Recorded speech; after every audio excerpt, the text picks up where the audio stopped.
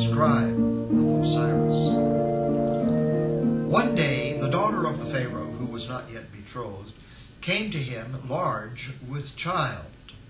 She told her father, Moses, that she was still worth her virgin's price on the princess bride market, because she had been visited in the night by a messenger from the god Horus, a man with the face of a hawk and great wide wings. And he had enfolded her in his wings, and lo, she arose with child, and yet a virgin still. Moses was a worldly man, albeit pragmatic, and so he chose to buy the story and promised to tell it to her son when he grew up, to explain his parentage and hairy appearance. In names like Johnson or Erickson, the son at the end means son of. In the Egyptian, that word is Mos, like Setmos, the son of Set, or Thutmose, the son of Thoth, or Moses, the son of Re, that is, the son of God. The name Moses, all by itself, would be a kind of nickname, like Sonny. It would be an ironic name for the Egyptians to give to a boy whom everyone knew had no father but God himself, and everyone was expected to treat as a prince.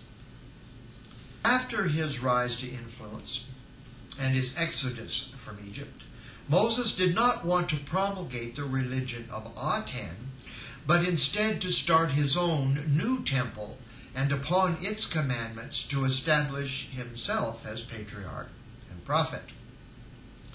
So he dropped the story about his virgin mother being visited in the night by a winged messenger from heaven. Apparently, he knew a good story when he heard one, however, because it was made use of in a later fanciful tale about another miraculous virgin birth. Instead, he invented a pretty little fable about how the innocent baby of the persecuted Hebrews that he had just persuaded to follow him into the desert was rescued by the princess floating in the water in a reed boat, and was full-blooded Hebrew and not a half-gypty mamzer. It's a clever play on words, as the name Moses, if it were Semitic, means out of the water. Now, I've often wondered why people for 3,000 years have not blinked an eye at the idea of a Hebrew woman disposing of an unwanted baby by setting it adrift on a platter in the lair of the hungry crocodile.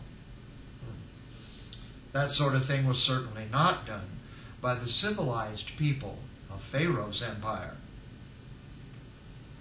Of course, the story also appeals to the Jewish sense of irony, which was not invented by Henny Youngman, and everyone from then to now pretty much just winks at the basket story and accepts the fact that when Pharaoh's daughter found the baby out there in the papyrus patch, she was getting stooped by some Semite with a big long schlong.